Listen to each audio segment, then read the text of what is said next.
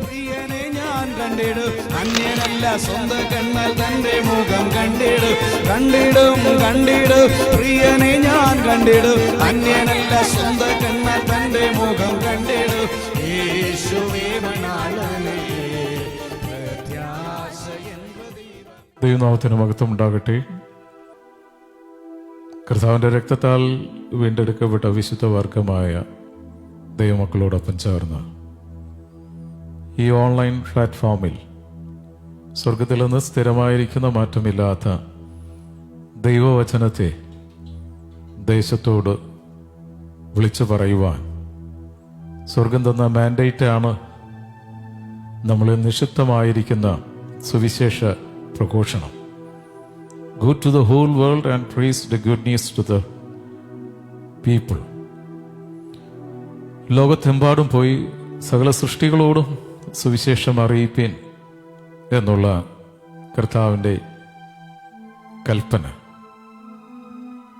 ആ കൽപ്പന പ്രകാരം കർത്താവ് നമുക്ക് തന്നിരിക്കുന്ന ശ്രേഷ്ഠമായ പദവിയാണ് സുവിശേഷം പ്രഘോഷിക്കുന്ന പാദം. എത്ര മനോഹരം! കർത്താവിനെ അറിയുന്ന ഓരോ മക്കളും ചെയ്യേണ്ട ഒരു പ്രവൃത്തിയാണ് അറിഞ്ഞവനെ അറിയിക്കുക എന്നുള്ളത്. നമുക്ക് തന്ന ഈ നല്ല സമയത്തിനായി, അവസരത്തിനായി, സഭയായി നമുക്ക് ഒരുമിച്ച് കർത്താവിന് സ്തോത്രം ചെയ്യാം. പരിശുദ്ധാത്മാവ് നമ്മളെ വചനം പഠിപ്പിക്കുന്നത്, പരിശുദ്ധാത്മാവാണല്ലോ വചനം എഴുതി തന്നത്. ആ ആത്മാവ് തന്നെ അത് വ്യാഖ്യാനിക്കുമ്പോഴാണ് ഹൃദയത്തിൽ കുത്തുകൊള്ളുന്നത്. ഹൃദയ തുറവിയോടെ നമുക്ക് കർത്താവിൻ്റെ സന്നിധിയിലായിരിക്കാം. അടിയനോട് സംസാരിക്കണമേ എന്നുള്ള പ്രാർത്ഥനയോടുകൂടി പെന്തക്കോസ് വിരോധിയായിരുന്ന എന്നെ ആ പരിശുദ്ധാത്മാവിൻ്റെ പെന്തക്കോസ് അനുഭവത്തിലേക്ക് കൊണ്ടുവന്നത് ഈ തിരുവചനമാണ്. You shall know the truth and truth will set you free.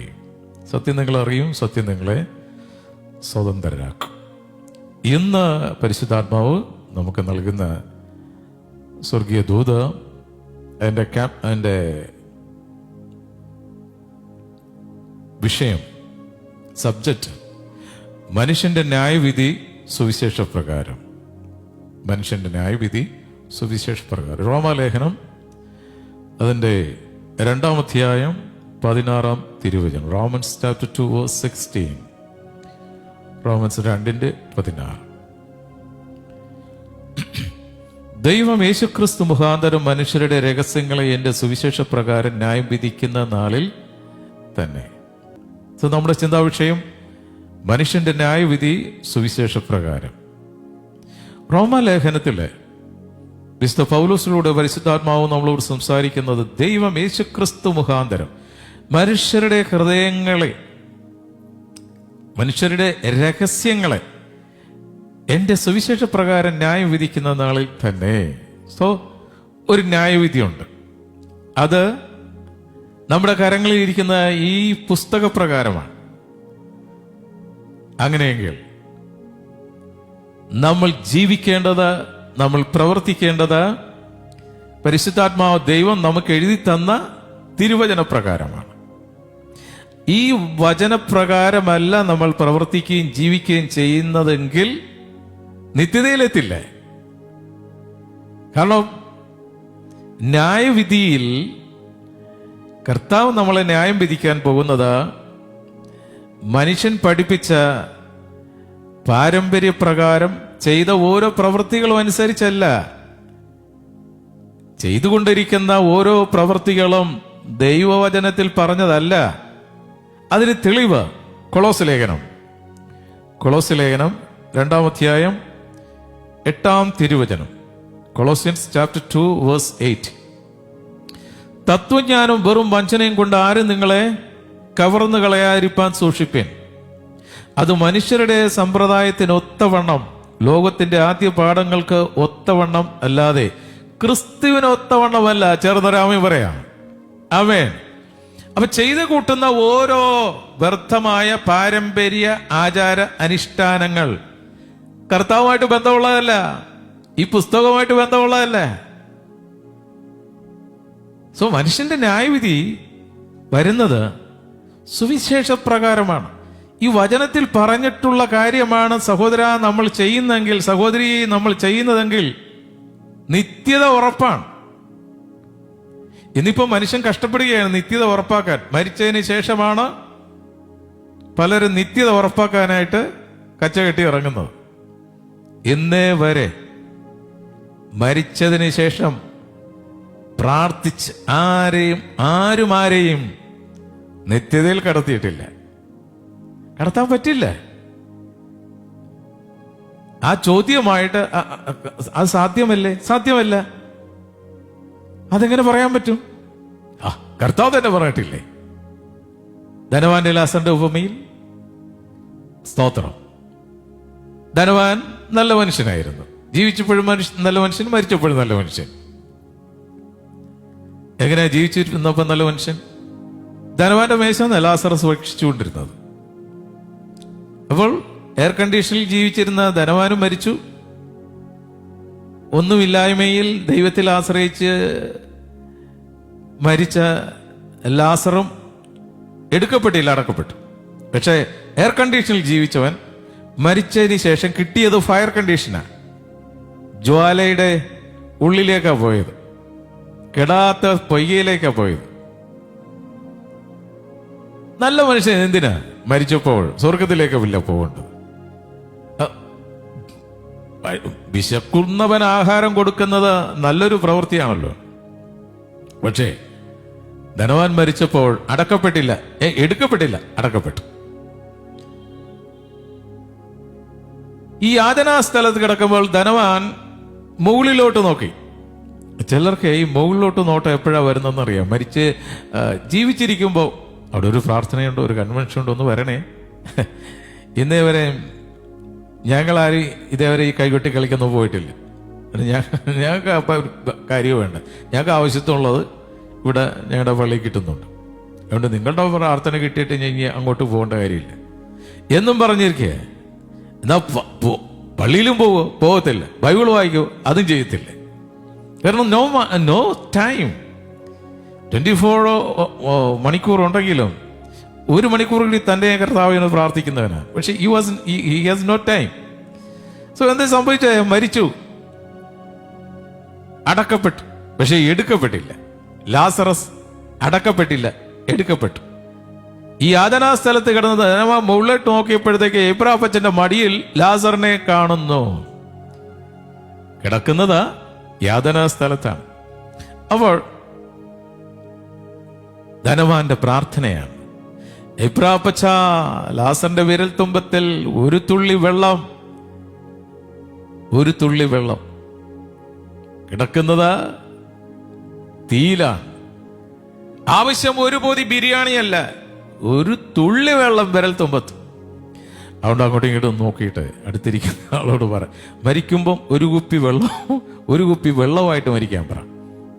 കാരണം ഒരു വഴിക്ക് പോവുകയല്ലേ. ഇപ്പോഴും നമ്മൾ എവിടെ പോയാലും ഒരു കുപ്പി വെള്ളമായിട്ടാണല്ലോ പോണേ. പോകുന്ന സ്ഥലത്ത് വെള്ളം ഉണ്ടാകത്തില്ല. അപ്പോൾ ധനവാന്റെ ആഗ്രഹം, പ്രാർത്ഥന ഒരു തുള്ളി വെള്ളമാണ്. പക്ഷേ എബ്രാഹിം കൊടുത്ത മറുപടി എന്താ? അവിടുന്ന് ആർക്കെങ്കിലും ഇങ്ങോട്ടോ ഇവിടുന്ന് ആർക്കെങ്കിലും അങ്ങോട്ടോ. വലിയ മർമ്മമാണ് അവിടെ കിടക്കുന്നത്. മരിച്ചതിന് ശേഷം ആർക്കും ആരെയും പ്രാർത്ഥിച്ച് നിത്യതയിലോട്ട് കയറ്റാൻ പറ്റില്ല എന്നും നിത്യതയിൽ നിന്ന് ആർക്കും അങ്ങോട്ട് വന്ന് ആരെയും രക്ഷിക്കാൻ പറ്റില്ല എന്നുള്ള മർമ്മമാണ്. പക്ഷെ ഇത് മതപുരോഹിതൻ പറയത്തില്ല. പുരോഹിതൻ പറഞ്ഞാ പുരോഹിത വരുമാനം നിൽക്കും. പക്ഷെ രാജകീയ പുരോഹിതനായ എന്നെപ്പോലുള്ള രാജകീയ പുരോഹിതന് ഈ മർമ്മത്തിന്റെ സത്യം ജനത്തോട് പറയും. നല്ല മനുഷ്യനായിരുന്നു അല്ലേ?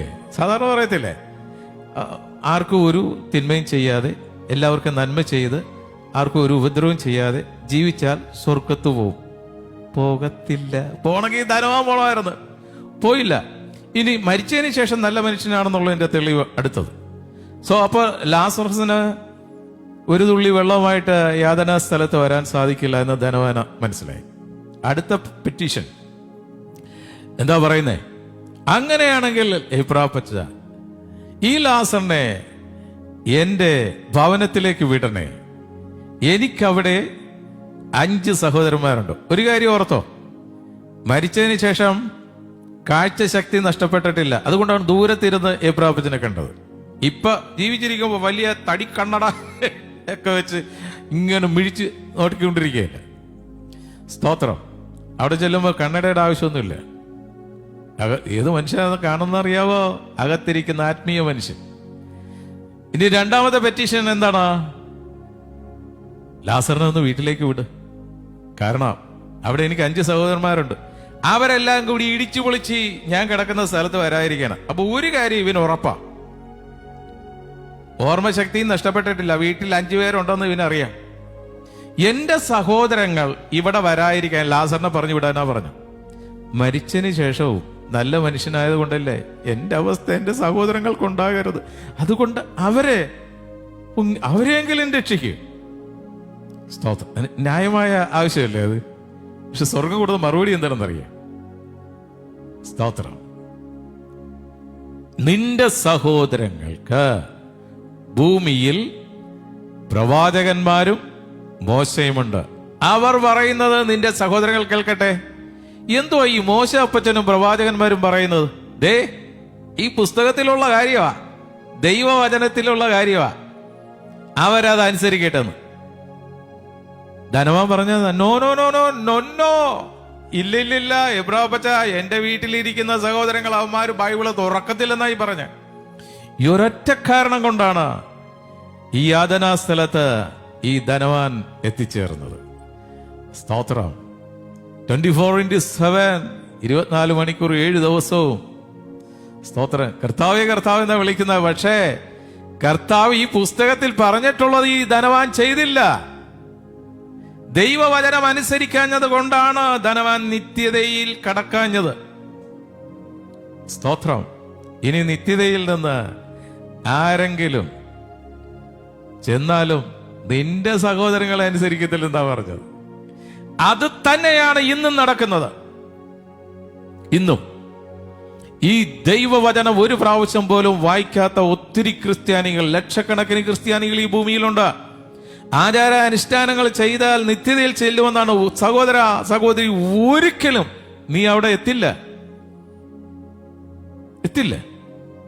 മരിച്ചതിന് ശേഷം ഇവിടെ ഭൂമിയിൽ ഏതെങ്കിലും ഒരു പുരോഹിതനെ വിളിച്ച് ധൂപം കാട്ടിയെന്ന് കരുതി നിന്റെ അപ്പനും അമ്മയും നിത്യതയിൽ എത്തില്ല. 40 ദിവസം കഴിഞ്ഞ് ഒരാചാരമാണ്. ആ മരിച്ച 40 ദിവസം കഴിഞ്ഞ് 40ാമത്തെ ദിവസം പള്ളിയിൽ അച്ഛൻ വന്ന് ധൂപം കാട്ടി ആളങ്ങ് നിത്യതയിൽ കയറ്റി വന്നു. എന്റെ പൊന്നു സഹോദര, അത് ഭയങ്കര ചെലവുള്ള കാര്യമാണ്. Very simple, very simple. തത്വജ്ഞാനം വെറും വഞ്ചനയും കൊണ്ട് ആരും നിങ്ങളെ കവർന്നു കളയാതിരിപ്പാൻ സൂക്ഷിക്കുവിൻ. അച്ഛൻ പറയുന്നതാ വേദവാക്യം. എന്നാൽ അച്ഛൻ വേദം പഠിച്ചിട്ട് വേണം പറയാൻ. സാധാരണ ജനങ്ങളെ തെറ്റിച്ച് കളയുന്നത്, കവർന്നു കളയുന്നത് തത്വജ്ഞാനവും. ഞങ്ങളൊക്കെ ഈ ഫിലോസഫി പഠിക്കുന്നത്, തർക്കശാസ്ത്രവും തത്വജ്ഞാനവും ഒക്കെ. അച്ഛന്മാരുമായിട്ട് തർക്കിച്ച് രക്ഷപ്പെടാൻ പറ്റത്തില്ല. സ്തോത്രം. പക്ഷെ വചനമായിട്ട് ചെന്ന് കഴിഞ്ഞാൽ പുരോഹിതൻ ഓടും. സ്തോത്രം. ഭീഷണിപ്പെടുത്തും. ഈ കാലഘട്ടത്തിലെ സാധാരണ പുരോഹിതനേക്കാൾ കൂടുതൽ വചനം സാധാരണ ജനത്തിനറിയാം. അതുകൊണ്ട് വചനം വ്യക്തമാണ്.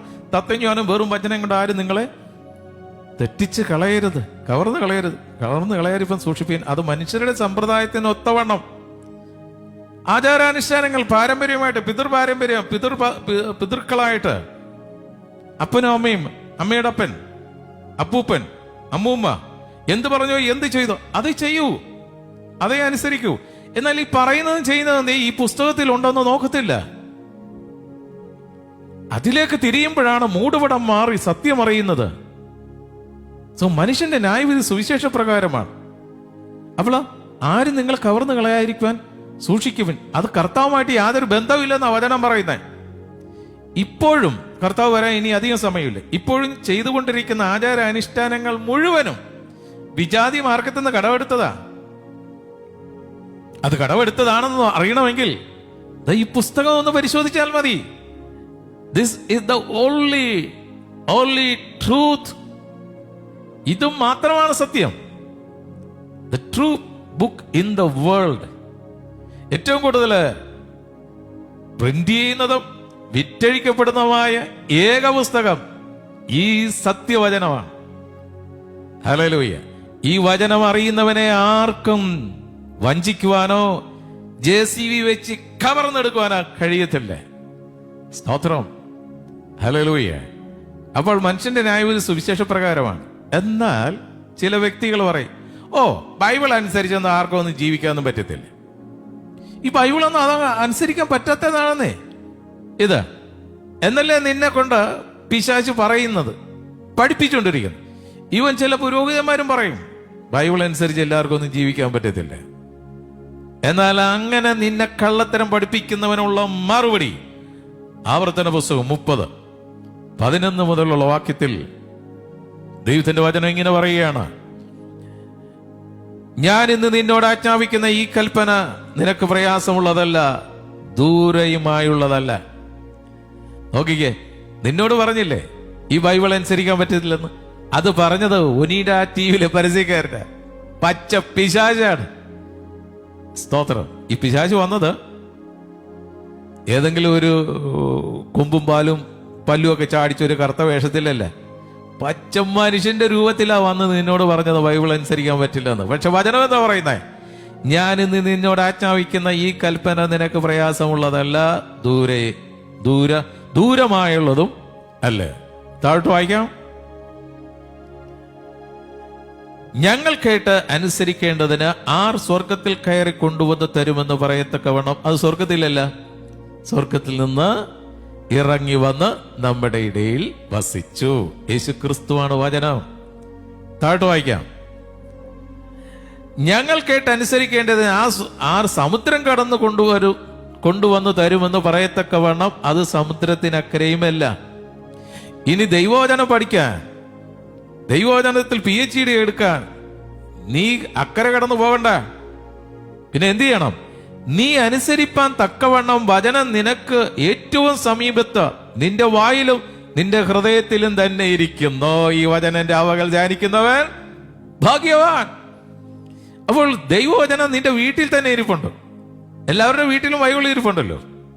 പക്ഷെ ബൈബിൾ അത് ഒരു നിധിയായിട്ട് സൂക്ഷിച്ചു വെച്ചിരിക്കുക, തുറന്ന് വായിക്കത്തില്ല. വായിച്ചാലല്ല നീ സത്യം അറിയൂ. ബൈബിൾ എല്ലാവർക്കും ഞങ്ങളൊക്കെ ബൈബിൾ തന്നെ വായിക്കണം, ഞങ്ങളൊക്കെ കർത്താവിനോട് തന്നെ പ്രാർത്ഥിക്കണം. പിന്നെ നിങ്ങളായിട്ട് എന്താ ഇത്ര പ്രത്യേകത? ഹല്ലേലൂയ. പ്രത്യേകത ഒന്നേ ഉള്ളൂ. വെളിപ്പാട് പുസ്തകം 1-ാം അധ്യായം 3-ാം വാക്യം. പ്രത്യേകത എന്താണ്? വെളിപ്പാട് 1:3. ഈ പ്രവചനത്തിന്റെ വാക്കുകൾ വായിച്ച് കേൾപ്പിക്കുന്നവരും കേൾക്കുന്നവരും അതിൽ എഴുതിയിരിക്കുന്നവരും പ്രമാണിക്കുന്നവരും ഭാഗ്യവാന്മാർ, സമയം അടുത്തിരിക്കുന്നു. വ്യത്യാസം ഒന്നുമില്ല. നീ കേൾക്കുന്നു, നീ വായിക്കുന്നു. പക്ഷെ മൂന്നാമതൊരു ഗ്രൂപ്പുണ്ട്, അത് ഏറ്റെടുത്ത് അനുസരിക്കുന്ന അവരാണ് നിത്യത കടക്കാൻ പോകുന്നത്, നിത്യതയിലെത്താൻ പോകുന്നത്.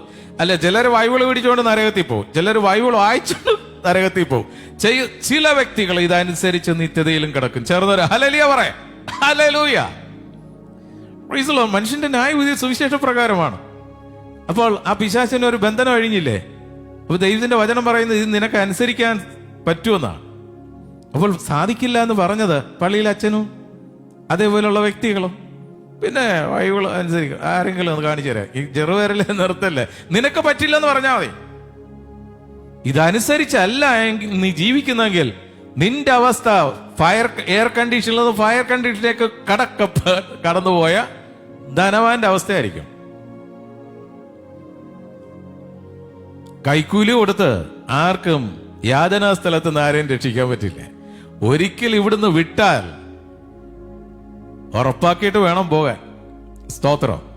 എബ്രായ ലേഖനം 13:9 പറയാണ്, യേശുക്രിസ്തു ഇന്നലെയും ഇന്നും എന്നേക്കും അനന്യൻ തന്നെ. സ്തോത്രം. അവൾ ഈ പുസ്തകത്തിന് മാറ്റമില്ല. ആകാശം മാറും, ഭൂതലം മാറും, അന്നും ഇന്നും മാറാതുള്ളത് ദൈവത്തിന്റെ വചനമാണ്. സ്തോത്രം. സദൃശവാക്യം 30-ാം അധ്യായത്തിന്റെ 5-ഉം 6-ഉം വാക്യങ്ങളിൽ ദൈവത്തിന്റെ സകല വചനവും ശുദ്ധി ചെയ്തതാകുന്ന തന്നിൽ ആശ്രയിക്കുന്നവർക്ക് അവൻ പരിച തന്നെ. അവന്റെ വചനങ്ങളോട് നീ ഒന്നും കൂട്ടരുത്. അവൻ നിന്നെ വിസ്തരിച്ചിട്ട് നീ കള്ളനാകുവാൻ ഇട വരരുത്. ഇത് പൂർണ്ണമാണ്.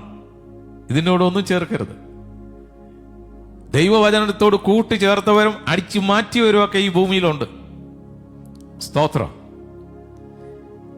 എടുത്തു കളഞ്ഞാൽ കൂട്ടിച്ചേർത്താൽ ഈ പുസ്തകത്തിൽ പറഞ്ഞിരിക്കുന്ന ബാധ നിന്നെ വിട്ടൊഴിയത്തില്ലേ? സ്തോത്രം. സദൃശവാക്യങ്ങൾ 28:9-10 ന്യായപ്രമാണം കേൾക്കാതെ ചെവി തിരിച്ചു കളഞ്ഞാൽ അവന്റെ പ്രാർത്ഥനയും വെറുപ്പാകുന്നു. കർത്താവേ കർത്താവേ എന്ന് you call me Lord Lord and why don't you obey what I say. നിങ്ങൾ എന്നെ കർത്താവേ കർത്താവേ എന്ന് വിളിക്കുന്നു. എന്തുകൊണ്ട്? ഞാൻ പറയുന്നത് നിങ്ങൾ അനുസരിക്കുന്നില്ലേ? ന്യായപ്രമാണം കേൾക്കാതെ ചെവി തിരിച്ചു കളഞ്ഞാൽ അവന്റെ പ്രാർത്ഥനയും വെറുപ്പാകുന്നു. ബൈബിൾ അനുസരിക്കാതെ നീ പ്രാർത്ഥിച്ചും തലകുത്തി നിന്ന് പ്രാർത്ഥിച്ചാലും പ്രാർത്ഥിപ്പിച്ചാലും പ്രാർത്ഥന അങ്ങ് കേൾക്കില്ല, എത്തത്തില്ല. 10-ാമത്തെ വാക്യം പറയുകയാണ്, നേരുള്ളവരെ ദുർമാർഗത്തിലേക്ക് തെറ്റിക്കുന്നവൻ താൻ കുഴിച്ച കുഴിയിൽ തന്നെ വീഴും. നിഷ്കളങ്കന്മാരോ നന്മ അവകാശമാക്കും. ഇതനുസരിക്കാൻ പഠിപ്പിക്കുന്നവൻ സ്വർഗത്തിൽ വലിയവൻ. ഇതനുസരിക്കാതെ കണ്ട് പാരമ്പര്യം പഠിപ്പിക്കാൻ അനുസരിച്ചാൽ മതി, നിത്യതയിലെത്തുമെന്ന് പഠിപ്പിക്കുന്നവന്റെ കഴുത്തിൽ തിരികല്ല് കെട്ടി കടലിൽ കൊണ്ട് കളയാനാ കർത്താവ് പറയുന്നത്. സ്തോത്രം. നേരുള്ളവരെ ദുർമാർഗത്തിലേക്ക് തെറ്റിക്കുന്നവൻ താൻ കുഴിച്ച കുഴിയിൽ തന്നെ വീഴും. നിഷ്കളങ്കന്മാരോ നന്മ അവകാശമാക്കും, നിത്യത അവകാശമാക്കും. അതുകൊണ്ടാണ് ലൂക്കായുടെ സുവിശേഷം 6-ാം അധ്യായം 46-47 വാക്യത്തിൽ ദൈവത്തിന്റെ വചനം ഇങ്ങനെ പറയും, എന്നെ നിങ്ങൾ കർത്താവേ കർത്താവേ എന്ന് വിളിക്കുകയും ഞാൻ പറയുന്നത് ചെയ്യാതിരിക്കുകയും ചെയ്യുന്നത് എന്തുകൊണ്ട്? സ്തോത്രം. ഇന്നും അത് വളരെ വ്യക്തമല്ലേ? കർത്താവേ കർത്താവെന്ന് വിളിക്കുന്നു. പക്ഷെ ഇപ്പോഴും ലക്ഷക്കണക്കിന് ജനങ്ങൾ കർത്താവ് പറഞ്ഞത് അനുസരിച്ചിട്ടില്ല. 2 കൽപ്പനയാണ് സഭയ്ക്കായി കർത്താവ് കൊടുത്തിരിക്കുന്നത്. 1 സ്നാനം, 2 കർത്തൃമേശ. എങ്ങനെ ഒരുത്തിനെ സ്നാനപ്പെടുത്തണം? വളരെ വ്യക്തമാണ്. ശിശു സ്നാനം അല്ല. അങ്ങോട്ട് ഇങ്ങോട്ട് നോക്കി കരങ്ങൾ കൊടുത്തിട്ട് പറയും, ശിശുക്കളെ സ്നാനപ്പെടുത്തുന്നത് പാവമാണെന്ന് പറയും. സ്തോത്രം. ശിശുക്കളെ സ്നാനപ്പെടുത്താനായിട്ടുള്ള ഒരു കൽപ്പനയും ബൈബിളിലില്ല. ബൈബിളിലുണ്ട് എന്തൊക്കെ പഠിപ്പിക്കുന്ന കള്ളന്മാരും കള്ളപ്രവാചകന്മാരും ഇന്ന് ലൈവായിട്ടുണ്ട്. സ്തോത്രം. തെറ്റിപ്പോയി എന്ന് പറയുവാനും ആ തെറ്റിതിരുത്തി പഠിപ്പിക്കാനുമുള്ള ബുദ്ധിമുട്ടാണ് ഈ കിടന്ന് കഷ്ടപ്പെടുന്നേ. സ്തോത്രം. അപ്പോസ്തലന്മാര് ശിശുക്കളെ സ്നാനപ്പെടുത്തിയിട്ടുണ്ടെന്നാ പറയുന്നത്. സ്തോത്രം. എന്റെ കർത്താവിന്റെ കൽപ്പനയ്ക്ക് വിരോധമായിട്ട് അപ്പോസ്തലന്മാർ ഒരു പ്രവൃത്തിയും ചെയ്തില്ല. നീ ചെയ്യും, കാരണം നീ അപ്പോസ്തലന്മാരെക്കാൾ വലിയവനാണല്ലോ. സ്തോത്രം. ഈയിടക്ക് യൂട്യൂബിൽ കണ്ടു, ഒരു പുരോഹിതൻ വിശ്വസിച്ചവരെ പുഴയിൽ മുഴുകൽ സ്നാനം കൊടുത്തു. ഒരാഴ്ച കഴിഞ്ഞപ്പോൾ അതേ പുരോഹിതൻ പരസ്യമായിട്ട് വന്ന് പറയുകയാണ്, കഴിഞ്ഞ ദിവസം ചിലരെ ഞാൻ പുഴയിൽ സ്നാനപ്പെടുത്തി. ഞാൻ ചേർന്ന് നിൽക്കുന്ന കൂട്ടായ്മയിൽ ശിശുക്കളെയാണ് സ്നാനപ്പെടുത്തുന്നത്. എൻ്റെ പാരമ്പര്യത്തിനും ഞങ്ങളുടെ പിതാക്കന്മാർക്കും എതിരെ ഞാൻ പാപം ചെയ്തു പോയി. അത് ഞാൻ ചെയ്ത് തെറ്റായിപ്പോയി, എന്നോട് ക്ഷമിക്കണമെന്ന് പരസ്യമായിട്ട് മാപ്പ് പറയണം. നിങ്ങളൊന്ന് ആലോചിച്ച് നോക്ക്. കർത്താവിന്റെ കൽപ്പന വിശ്വസിക്കുകയും സ്നാനമേൽക്കുകയും ചെയ്യുന്നവൻ രക്ഷിക്കപ്പെടും. ഇത് വിശ്വസിച്ച ഒരുത്തന്നെ മുഴുകൽ സ്നാനം കൊടുത്തത് തെറ്റായിപ്പോയി, പാപമായി, ഞങ്ങളുടെ പാരമ്പര്യ വിശ്വാസത്തിനെതിരാണ് എന്ന് പരസ്യമായിട്ട് മാപ്പ് ചോദിച്ചാൽ ആ മാപ്പ് പറയിപ്പിച്ചതാരാ? കൊടിയ പിശാച. അതാരുടെ വേഷത്തിലാ വന്നേ?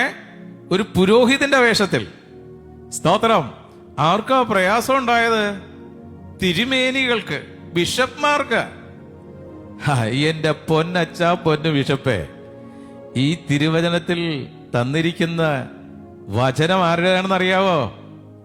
ഏതെങ്കിലും ഒരു സഭയുടെ പാരമ്പര്യമല്ല. ജീവനുള്ള ദൈവമാണ് ഈ പുസ്തകം എഴുതി തന്നത്. സ്തോത്രം. അപ്പോഴതുകൊണ്ട് കർത്താവ് പറയാൻ, നിങ്ങൾ എന്നെ കർത്താവെ കർത്താവെ എന്ന് വിളിക്കുന്നു. Why don't you obey what I say? ഞാൻ പറയുന്നത് എന്തുകൊണ്ട് നിങ്ങൾ അനുസരിക്കുന്നില്ല? ഇപ്പോഴും കോടിക്കണക്കിന് ജനങ്ങളല്ലേ ഈ സ്നാനമേൽക്കാതെ കണ്ട് നിത്യനാശത്തിലേക്ക് പോകുന്നത്. അതുകൊണ്ടാണ് വചനം പറയുന്നത്, മനുഷ്യഭയം ഒരു ഗണിയാകുന്ന കർത്താവിൽ ആശ്രയിക്കുന്നവൻ രക്ഷ പ്രാപിക്കും. 2 കൊറിന്ത്യർ 5:10 പറയുകയാണ്, ശരീരത്തിൽ ഇരിക്കുമ്പോൾ ചെയ്തത് നല്ലതാകിലും തീയതാകിലും അതിന്റെ തക്കവണ്ണം പ്രാപിക്കേണ്ടതാണ്. നാം എല്ലാവരും ക്രിസ്തുവിന്റെ ന്യായാസനത്തിന്റെ മുൻപാകെ വെളിപ്പെടേണ്ടതാകുന്നു. ഹല്ലേലൂയ. രക്ഷ വ്യക്തിപരമാണ്. രക്ഷ വ്യക്തിപരമാണ്. നിനക്ക് വേണ്ടി വക്കാലത്തുമായിട്ട് നീ ചേർന്ന് നിൽക്കുന്ന കൂട്ടായ്മയിലെ, വ്യർത്ഥമായിട്ടുള്ള അതര ജൽപ്പനത്തിലുള്ള കൂട്ടായ്മയിലെ ഒരധികാരിക്കും ഒരു മേലധ്യക്ഷനും നിനക്ക് വേണ്ടി മധ്യസ്ഥം വഹിക്കാൻ പറ്റില്ല. നീ തന്നെ ദൈവത്തിന്റെ മുൻപാകെ നിൽക്കണം. എബ്രായലേഖനം 2:9-27 ഒരു സത്യം പറയുന്നുണ്ട്. എബ്രായർ 2-9 ഹീബ്രൂസ് 9:27 ഒരിക്കൽ മരിക്കുകയും പിന്നെ ന്യായവിധിയും മനുഷ്യർക്ക് നിയമിച്ചിരിക്കുന്നു. അടുത്ത ആരെങ്കിലുമൊക്കെ ഉണ്ടല്ലോ അല്ലേ? ഒന്ന് കരങ്ങൾ കൊടുത്തിട്ട്, കരങ്ങൾ കൊടുത്ത് മുഖത്ത് നോക്കി പറ, നീ മരിക്കും എന്ന് പറ. ഇതേ ഉറപ്പുള്ളൂ, നീ മരിക്കും. പക്ഷെ ഈ രാത്രിയിൽ നീ മരിച്ചാൽ നിന്റെ നിത്യത എവിടെ ചെലവഴിക്കും? എവിടെ ചെലവഴിക്കും? അത് സ്വർഗത്ത് പോണോ നരകത്ത് പോണോന്ന് കർത്താവാ തീരുമാനിക്കണ്ടേ? നോ നോ നോ നോ, കർത്താവല്ല, അത് നീ തന്നെ തീരുമാനിക്കണം. സ്തോത്രം. ഒരിക്കൽ മരണവും പിന്നെ ന്യായവിധിയും. സ്തോത്രം. അപ്പോൾ മരിക്കുന്നതിന് മുമ്പ് നിത്യജീവൻ ഉറപ്പാക്കണം. സ്തോത്രം. അതിനാണ് ധനവാന്റെയും ലാസറിന്റെയും ഉപമ സംഭവ കഥ കർത്താവായ യേശു നമ്മളോട് പറഞ്ഞത്. അപ്പൊ നമ്മൾ ജീവിച്ചിരിക്കുമ്പോൾ തന്നെ നിത്യത ഉറപ്പാക്കി വേണം പോകാൻ. സ്തോത്രം. കാരണം മനുഷ്യന്റെ ന്യായവിധി സുവിശേഷ പ്രകാരമാണ്. രക്ഷ വ്യക്തിപരമാണ്. What is eternal life? എന്താണ് നിത്യജീവൻ? യോഹന്നാന്റെ സുവിശേഷം 17:3, ജോൺസ് ഗോസ്പൽ ചാപ്റ്റർ 17:3. യോഹന്നാൻ 17:3. ഏകസത്യ ദൈവമായ നിന്നെ നീ അയച്ചിരിക്കുന്ന യേശു ക്രിസ്തുവിനെയും അറിയുന്നത് തന്നെ നിത്യജീവൻ. ആമേൻ. മൂക്കി പനി വെക്കുന്നതിന് മുമ്പ് ഉറപ്പാക്കേണ്ട ഒരു കാര്യം നിത്യജീവൻ. നിത്യത എന്ന് പറയുന്നതാ, നിത്യജീവൻ എന്ന് പറയുന്നതാ മരിച്ചതിന് ശേഷം കിട്ടുന്നതല്ല. അത് ഇവിടെ വെച്ചതിന് ഉറപ്പാക്കണം. ഏകസത്യ ദൈവമായ അങ്ങയെയും അവിടുന്ന് അയച്ച യേശു ക്രിസ്തുവിനെയും അറിയുന്നത് തന്നെ നിത്യജീവൻ. സ്തോത്രം. Knowing about Jesus and knowing Jesus both are entirely different. ഇത് രണ്ടും വളരെ വ്യത്യസ്തമാണ്. യേശുവിനെ പറ്റി അറിയാം, പക്ഷെ യേശുവിനെ അറിയുന്നവൻ പഴയ മനുഷ്യനെ ഉരിഞ്ഞു കളഞ്ഞ് പുതിയ മനുഷ്യനെ ധരിക്കും. യേശുവിനെ പറ്റിയുള്ള അറിവാണ് ഇന്ന് പൊതുവേ ഉള്ള അറിവ്. യേശുവിനെ അറിയുന്നവനെ കുറിച്ച് ഞാൻ കാണിച്ചു തരാം. ഇപ്പൊ ഇനി വലിയ നോയമ്പ് തുടങ്ങാം. ഓൾറെഡി നാളെ തുടങ്ങും. ഈ 50 ദിവസം ലോകത്തുള്ള ക്രിസ്ത്യാനി വെള്ളമടിക്കത്തില്ല. ക്രിസ്ത്യാനിക്കൊരു ഗുണമുണ്ട്, അവൻ ജയിച്ചാലും കുഴിയും മരിച്ചാലും കുഴിയും. ക്രിസ്ത്യാനിയുടെ പാരമ്പര്യമാണ് വെള്ളമടി. ഈ 50 ദിവസം 50 നോയമ്പ്, വലിയ നോയമ്പ്, വെള്ളം അടിക്കത്തില്ല, പച്ച തൊടത്തില്ല, പച്ചക്കറി മാത്രമേ കഴിക്കുള്ളൂ. 50ാമത്തെ ദിവസം ഏപ്രിൽ മാസത്തിൽ ഉയർപ്പിന്റെ ദിവസമാണ് വരുന്നത്. അന്ന് കർത്താവ് ഉയർത്ത് സ്വർഗത്തിലേക്ക് പോവും. പത്രോച്ചന് ഉയർത്തെണീറ്റ് കള്ള് ഷാപ്പിലേക്ക് പോവും. വൈ? അവൻ യേശുവിനെ പറ്റി അറിയുള്ളൂ. എന്നാൽ യേശുവിനെ അറിയുന്നവൻ പഴയ മനുഷ്യനെ ഉരിഞ്ഞു കളഞ്ഞ് പരിശുദ്ധാത്മാവിന്റെ നിറവിനാൽ ലഹരി പൂണ്ടവനായി ഈ വചനമനുസരിച്ച് നിത്യത ഉറപ്പാക്കി അവൻ പോവും. ആകയാൽ ഇപ്പോൾ യേശു ക്രിസ്തുവിലായിരിക്കുന്നവർക്ക് ഒരു ശിക്ഷാവിധിയുമില്ല. എപ്പോൾ? മുക്കി പഞ്ഞി വെക്കുന്നതിന് മുമ്പ്, ജീവനോടെ ഇരിക്കുമ്പം. സ്തോത്രം. അതുകൊണ്ട് ധനവാന്റെ ലാസറിന്റെ ഉപമയിലെ വ്യക്തമായ സ്വർഗീയ ദൂത് ജീവിച്ചിരിക്കുമ്പോൾ തന്നെ ദൈവവചനം അനുസരിക്കണമെന്നുള്ളതാണ്. ഹല്ലേലൂയ. അതുകൊണ്ട് നിന്റെ വീടിന്റെ അടുത്ത് വന്ന്, നിന്റെ വീട്ടിൽ വന്ന ഈ നിത്യസത്യം പരിശുദ്ധാത്മാവ് വചനത്തിലൂടെ വിളിച്ചു പറയുന്നെങ്കിൽ ഇറ്റ്സ് യുവർ ടൈം. അതില് ധനവാന്റെ ലാസറിന്റെ ഉപമയിലെ അവസാനത്തെ ഒരു വാക്യമുണ്ട്. 31 വാക്യം. 31 വാക്യം. ധനവാന്റെ ലാസറിന്റെ ഉപമയിൽ കർത്താവ് ഒരു കാര്യം പറയുന്നുണ്ട്. ലൂക്കായുടെ സുവിശേഷം 16 അതിന്റെ 19 മുതൽ 31 വരെയുള്ള വാക്യങ്ങളാണ്. അത് വാക്യങ്ങൾ കുറെ ഉള്ളത് കൊണ്ട് ഞാൻ 31 വാക്യം എടുക്കുക. അവൻ അവരോട്, അതാ ഇബ്രാഹിം ധനവാനോട്, അവർ മോശയുടെയും പ്രവാചകന്മാരുടെയും വാക്കുകൾ കേൾക്കാഞ്ഞാൽ മരിച്ചവരിൽ നിന്ന് ഒരുത്തൻ എഴുന്നേറ്റ് ചെന്നാലും വിശ്വസിക്കുകയില്ല എന്ന് പറഞ്ഞു. ഇതാണ് ഈ പച്ച മലയാളത്തിൽ നിനക്ക് മനസ്സിലാകുന്ന രീതിയിൽ ഈ പുസ്തകം അച്ചടിച്ച് കയ്യിൽ തന്നിട്ടും നിനക്ക് തുറക്കാൻ സമയമില്ലല്ല, ഇല്ലേ? ഇനി ആരെങ്കിലും ഈ ബൈബിൾ നിന്നോട് പറഞ്ഞാൽ ആചാരാനുഷ്ഠാനങ്ങൾ അനുസരിച്ചാൽ മതി, ഈ ബൈബിൾ അത്ര കാര്യമൊന്നുമില്ല, it's only A reference book. പക്ഷെ നമ്മുടെ പാരമ്പര്യം അനുസരിച്ച് കാര്യങ്ങൾ ചെയ്താൽ ഞങ്ങൾ ഇവിടെ ഉണ്ട്. ബലിയർപ്പിച്ച് നിന്നെ സ്വർഗത്ത് കയറ്റാനായിട്ട് ഞാൻ നല്ല ഓട്ടം ഓടി. സ്തോത്രം. വെള്ളമടിക്കാൻ പോയപ്പോ കള്ള് ഷാപ്പിൽ പോയപ്പോഴാണ് ഉരുണ്ട് പടിച്ച് തലയും കുത്തി താഴെ വീണ് മരിച്ചു പോയത്.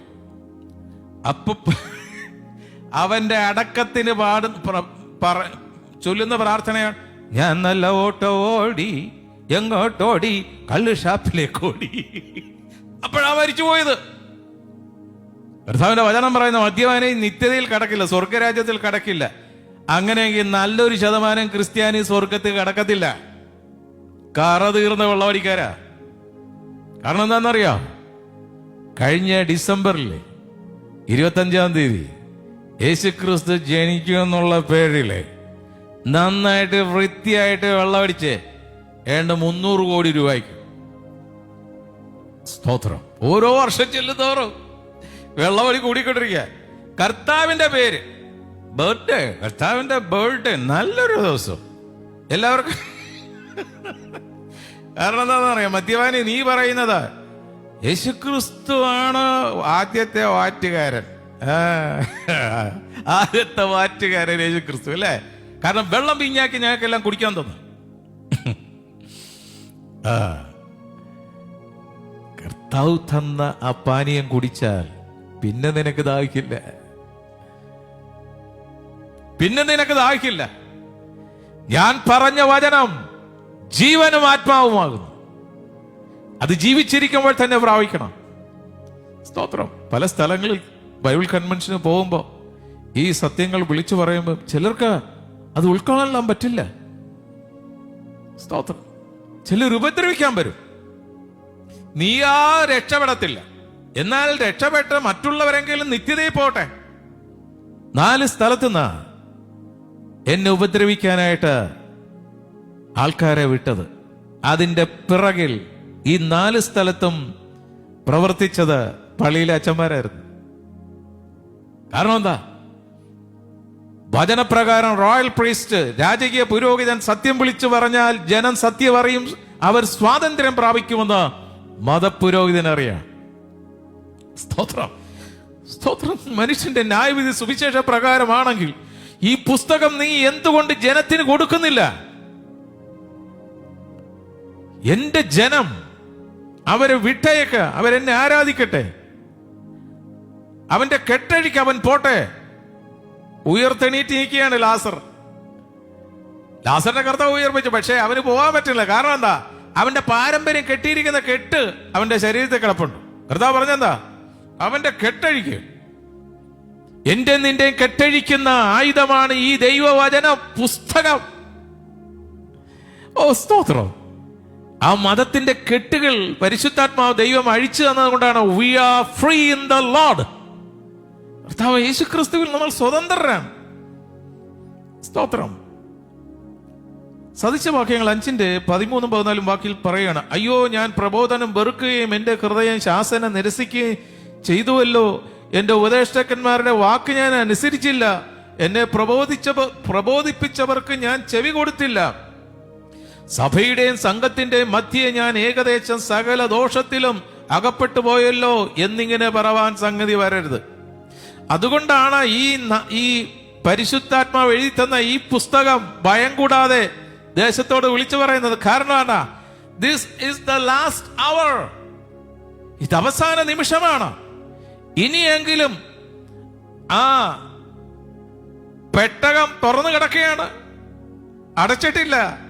ക്രിസ്തുവാകുന്ന പെട്ടകം അടച്ചിട്ടില്ല, അടക്കാൻ സമയമായി. ചെവിയുള്ളവൻ കേൾക്കട്ടെ. സ്തോത്രം!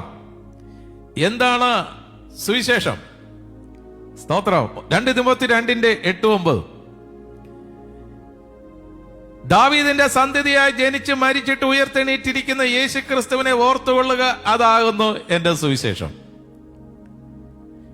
യേശു ക്രിസ്തുവിനെ പലതും മറക്കുന്നതുകൊണ്ടാണ് സത്യസുവിശേഷം ദേശത്ത് പ്രഘോഷിക്കാൻ സാധിക്കാത്തത്. യേശു ക്രിസ്തുവിനെ മറക്കുന്നത് കൊണ്ടല്ലേ. ബൈബിൾ അല്ല അനുസരിക്കേണ്ടത്, പാരമ്പര്യമാണ് നീ പഠിപ്പിക്കുന്നത്. പാരമ്പര്യമല്ല അനുസരിക്കേണ്ടത്, പരിശുദ്ധാത്മാവ് എഴുതി തന്ന ഈ പുസ്തകമാണ് അനുസരിക്കേണ്ടത്. ഇതാണ് എന്റെ സുവിശേഷം. 9-ാമത്തെ വാക്യത്തിൽ പറയണ, ഇത് അറിയിക്കുന്നതിൽ ഞാൻ ദുഷ്പ്രവർത്തിക്കാരൻ എന്ന പോലെ ചങ്ങല ധരിച്ച് കഷ്ടം സഹിക്കുന്നു. ദൈവവചനത്തിനോ ബന്ധനമില്ല. പിശാച് എന്ത് ചെയ്യുന്നുവെന്ന് നോക്കണം. ഈ വചനം പറയുന്നവനെ തല്ലാനായിട്ട് ആളെ ഇറക്കി വിടും, എന്നെ കൊല്ലാം. പക്ഷെ എന്റെ കയ്യിലിരിക്കുന്ന പുസ്തകത്തെ കത്തിച്ചാൽ അടുത്ത പ്രിന്റ് ഇറങ്ങും. ഇതാണ് ഈ വചനത്തിന്റെ പ്രത്യേകത. കാരണം ഇത് ജീവനുള്ളതാണ്. ഇതിനെ ആർക്കും ബന്ധിക്കാൻ പറ്റില്ല. ഇന്ന് ഏറ്റവും കൂടുതൽ ബൈബിൾ അച്ചടിക്കുന്ന രാജ്യം ഏതാണെന്ന് അറിയാവോ? എവിടെയാണോ ഈ ബൈബിൾ വചനത്തിന് ബന്ധനമുള്ളത് ആ രാജ്യത്താ ഏറ്റവും കൂടുതൽ വചനം പ്രിന്റ് ചെയ്യുന്നത്. ഏത് രാജ്യമാ? ചൈന. ദൈവവചനത്തിനോ ബന്ധനമില്ല. ബൈബിൾ പരസ്യമായിട്ട് കൊണ്ടുചെല്ലാൻ പാടില്ല എന്ന് കൽപ്പിച്ചിട്ടുള്ള രാജ്യങ്ങളുണ്ട്. ആ രാജ്യത്തിൽ എയറിലൂടെയാണ് ഈ വചനം ഓരോ മനുഷ്യന്റെ ഹൃദയത്തിൽ എത്തുന്നത്. വൈ? മനുഷ്യന്റെ ന്യായവിധി സുവിശേഷ പ്രകാരമാണ്. അതുകൊണ്ട് സുവിശേഷം പ്രഘോഷിക്കുന്ന പാദം എത്ര മനോഹരം, ശ്രേഷ്ഠമായ വേലയാണ്. നല്ല വേല കാംക്ഷിക്കുന്നു. ഏതാ? ഈ പുസ്തകം പിടിച്ചുകൊണ്ട് വേലത്തരം കാണിക്കരുത്. ഇത് ശുദ്ധമായ സത്യമായ വേലയാണ്. ആകുന്ന കാലത്ത് ഇത് നീ എടുത്താൽ ആകാത്ത കാലത്ത് ഇത് നിന്നെ എടുത്തോളൂ. ഈ പുസ്തകം ചുമന്നിട്ടുള്ള, ഈ വചനം അനുസരിച്ചിട്ടുള്ള ഒരൊറ്റ കുടുംബം, ഒരു വ്യക്തിയും നശിച്ചു പോയിട്ടില്ല. ലജ്ജിക്കില്ല, ലജ്ജിക്കാൻ ദൈവം അനുവദിക്കില്ല. സ്തോത്രം! അതുകൊണ്ട് 2 കൊരിന്ത്യർ 4-ാം വാക്യത്തിൽ, എന്നാൽ ഞങ്ങളുടെ സുവിശേഷം മറഞ്ഞിരിക്കുന്നു എങ്കിൽ നശിച്ചു പോകുന്നവർക്ക് അത്രയും മറഞ്ഞിരിക്കുന്നത് ദൈവപ്രതിമയായ ക്രിസ്തുവിന്റെ തേജസ്സുള്ള സുവിശേഷത്തിന്റെ പ്രകാശനം ചോദിക്കാതിരിക്കാൻ ഈ ലോകത്തിന്റെ ദൈവം അവിശ്വാസികളുടെ കണ്ണുകളെ കുരുടാക്കിയിരിക്കുന്നു. ഈ അന്ധത മാറ്റാനാണ് സ്വർഗത്തിലും സ്ഥിരമായിരിക്കുന്ന ഈ വചനം. ഇതാണ് കീ. ഭൂമിയിൽ കെട്ടുന്നതൊക്കെയും സ്വർഗത്ത് കെട്ടപ്പെടും, ഭൂമിയിൽ അഴിക്കുന്നതൊക്കെ സ്വർഗത്തും അഴിക്കപ്പെടും. അത് ശിഷ്യന് കൊടുത്തിരിക്കുന്ന അധികാരമാണ്. ദൈവത്തിന്റെ വചനത്തിൽ നിലനിൽക്കുന്നവനാണ് ശിഷ്യൻ. Is the real disciple. നിങ്ങൾ എന്റെ വചനത്തിൽ നിലനിൽക്കുന്നെങ്കിൽ വാസ്തവമായി നിങ്ങൾ എന്റെ ശിഷ്യന്മാരായി. ഇനി ഈ അന്ധത മാറണമെങ്കിൽ എന്ത് ചെയ്യണം? എപ്പോഴും മാറും. 2 കൊരിന്ത്യർ 3:16-18 വരെയുള്ള വാക്യങ്ങൾ. കർത്താവിങ്കിലേക്ക് തിരിയുമ്പോൾ മൂടുപടം നീങ്ങി മാറും. നീ ആയിരിക്കുന്ന പാരമ്പര്യത്തിൽ മുറുകി പിടിച്ചിരിക്കുകയല്ല വേണ്ടതാ. നിന്റെ കയ്യിൽ ഈ പുസ്തകം ഉണ്ടെങ്കിൽ ഈ പുസ്തകത്തിലേക്ക് തിരിയാനാ പറഞ്ഞേ. ഈ പുസ്തകം ക്രിസ്തുവാ. ക്രിസ്തുവിലേക്ക് തിരിയുമ്പോൾ മൂടുപടം മാറിപ്പോവും. കർത്താവ് ആത്മാവാകുന്ന കർത്താവിന്റെ ആത്മാവ് ഉള്ളിടത്ത് സ്വാതന്ത്ര്യം കൊണ്ട് ചേർന്ന ഹല്ലേലൂയ പറയാം. ആമേൻ. 18-ാമത്തെ വാക്യം, എന്നാൽ മൂടുപടം നീങ്ങിയ മുഖത്ത് കർത്താവിന്റെ തേജസ്സിനെ കണ്ണാടി പോലെ പ്രതിബിംബിക്കുന്നവരായി നാം എല്ലാവരും ആത്മാവാകുന്ന കർത്താവിന്റെ ദാനമായി തേജസ്സിന്മേൽ തേജസ് പ്രാപിച്ച് അതേ പ്രതിമയായി രൂപാന്തരപ്പെടുന്നു. ട്രാൻസ്ഫോർമേഷൻ, ആ ഒരു രൂപാന്തരീകരണം, അതിനാണ് നമ്മൾ ആർത്തിയോടെ ആഗ്രഹിക്കേണ്ടത്. You become new creation. ഒരുത്തനെ പുതിയ സൃഷ്ടിയാക്കുന്നതാ ഈ പുസ്തകമാണ് മകനെ, മകളെ. അതുകൊണ്ട് ഒരു വചനം കൂടി പങ്കുവയ്ക്കട്ടെ. അതുകൊണ്ട് ലജ്ജിക്കരുത്. അങ്ങോട്ട് ഇങ്ങോട്ട് നോക്കിയിട്ട് പറ, സുവിശേഷത്തെ പറയുന്നത് എനിക്ക് ലജ്ജയില്ലെന്ന് പറ. ഒന്നുകൂടെ പറ, സുവിശേഷത്തെ പറയുന്നത് എനിക്ക് ലജ്ജയില്ല. ഒരിക്കൽ ലജ്ജിച്ചവനാണ് ഈ പറയാൻ പോകുന്നത്. ഓർത്തോളാം. റോമാലേഖനം 1:16. റോമാലേഖനം എഴുതിപ്പിച്ചത് പരിശുദ്ധാത്മാവ്, എഴുതിയത് വിശുദ്ധ പൗലോസ്. സുവിശേഷത്തെ കുറിച്ച് എനിക്ക് ലജ്ജയില്ല. വിശ്വസിക്കുന്ന യവനം ആദ്യം യഹൂദനും പിന്നെ യവനനും അത് രക്ഷയ്ക്കായി ദൈവശക്തിയാകുന്ന സുവിശേഷം കേൾക്കുന്നവർ. അടുത്ത പോയിന്റാണ്, എന്ത് ചെയ്യണം? സ്തോത്രം. സുവിശേഷത്തെ പറയും എനിക്ക് ലജ്ജയില്ല. സ്തോത്രം. മനുഷ്യന്റെ ന്യായവിധി സുവിശേഷ പ്രകാരം. സ്തോത്രം. ഇപ്പോൾ അതുകൊണ്ട് തൽക്കാലം നമ്മളുടെ ഈ ഇന്നത്തെ ഈ വചനപ്രഘോഷണം അവസാനിപ്പിക്കേണ്ട സമയമായല്ലോ.